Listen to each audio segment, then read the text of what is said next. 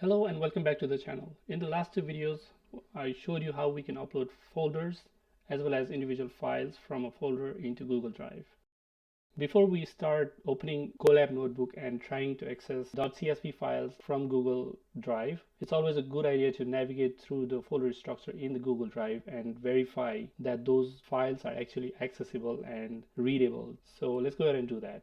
Here you can see under my drive, I have folder structure amok. I also have a zip file with the same name. So if you're trying to access files that are in the zip file, when I double click, it will basically show the content in a pop-up screen. I can navigate through the folders that are in the zip file and see what is in there, but when I double click on this, nothing happens. When I right click on this, nothing happens.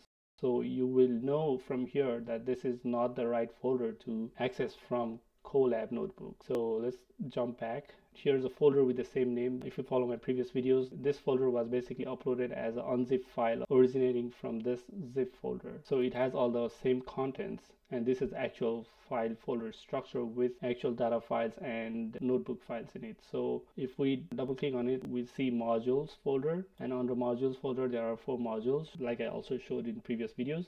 Now let's go ahead and try to open any of these files, and there are 2 ways to do this. First is double click and the second is right click.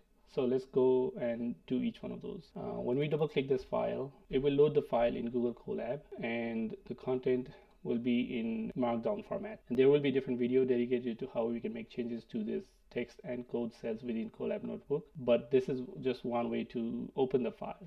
Now let's close this and reopen the same file by right clicking on this. When I right click on this, it will give us a menu and it says open with, and the option here I have is Google Colab. That's one of the options. You might have different options including this one. So click on Google Collaboratory and it will open up on a new tab just like the previous way, and we can access the same IPy notebook in this way as well.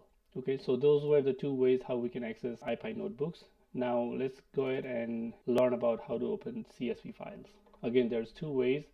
Double click on this and it will open within the same window, and it will show like in Excel format, rows and columns, and we can see the data or the types of data that are in there. We need to click on this back button to close this and go back to this window. Let's try to open one other file just to see the content here, and it has different columns with different data in it. We can see what data is in there and scroll through to see all the data that's in there. Again, let's go back.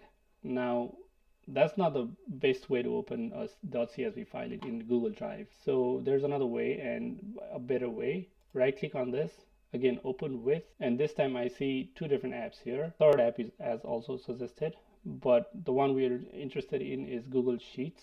Click on this and it will open up a new tab and load this file into Google Sheet. The same data is displayed here in a spreadsheet format, but this is in Google Sheet rather than just an image type that was shown earlier. And all these are editable from here. You can make any changes you want, but for this course that's not advisable. Now when we go back to this Google Drive tab, we see that once we open this file in a Google spreadsheet, it will basically create a spreadsheet version of that file and store that in your Google folder where it was opened from.